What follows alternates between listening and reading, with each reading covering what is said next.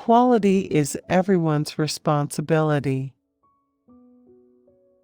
If you can't describe what you are doing as a process, you don't know what you're doing.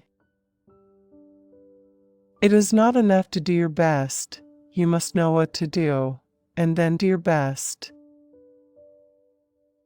Profit in business comes from repeat customers, customers that boast about your project or service, and that bring friends with them. A bad system will beat a good person every time. It is not necessary to change. Survival is not mandatory. The result of long-term relationships is better and better quality and lower costs. Learning is not compulsory, neither is survival. If you do not know how to ask the right question, you discover nothing. Quality is pride of workmanship. Innovation comes from the producer, not from the customer.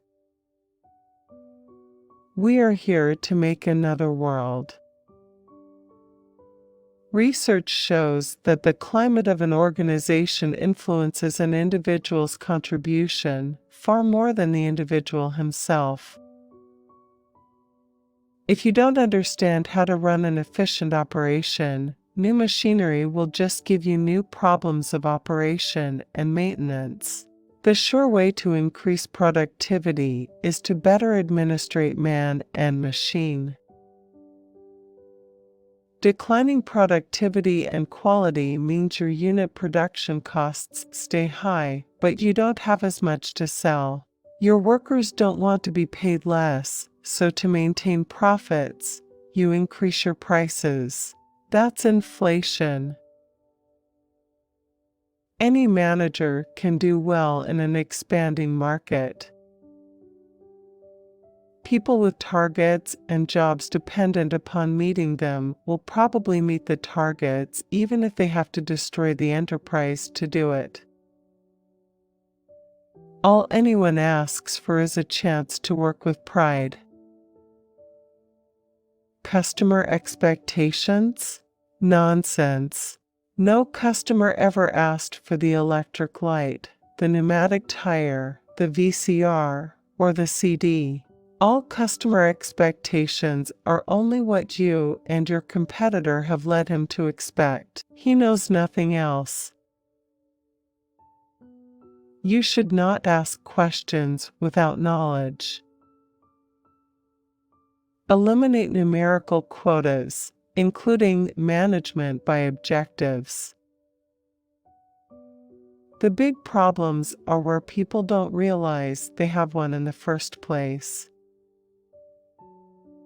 Rational behavior requires theory. Reactive behavior requires only reflex action. Hold everybody accountable? Ridiculous. The average American worker has 50 interruptions a day, of which 70% have nothing to do with work. Whenever there is fear, you will get wrong figures. The emphasis should be on why we do a job. The prevailing system of management has crushed fun out of the workplace. No one knows the cost of a defective product. Don't tell me you do.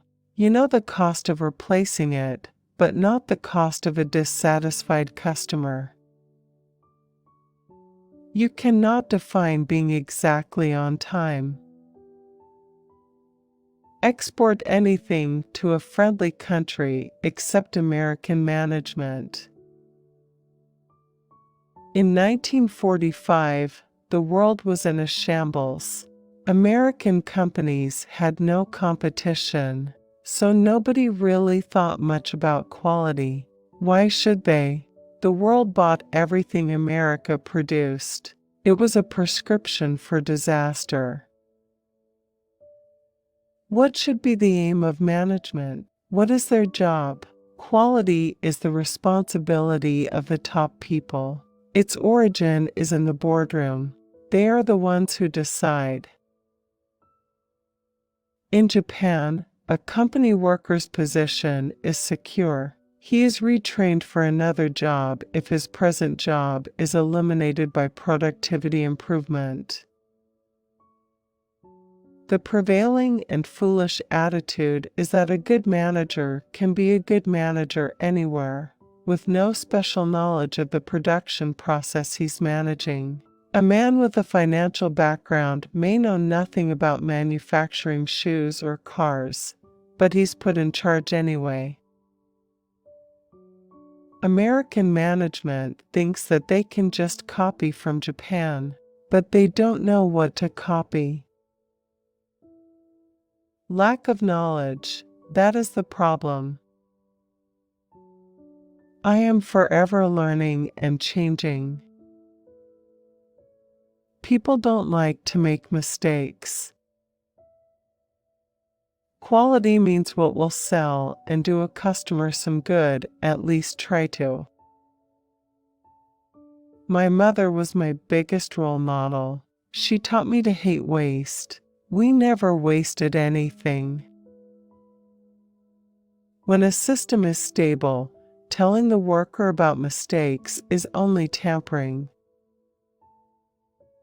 I predicted in 1950 that in 5 years, manufacturers the world over would be screaming for protection. It took only 4 years.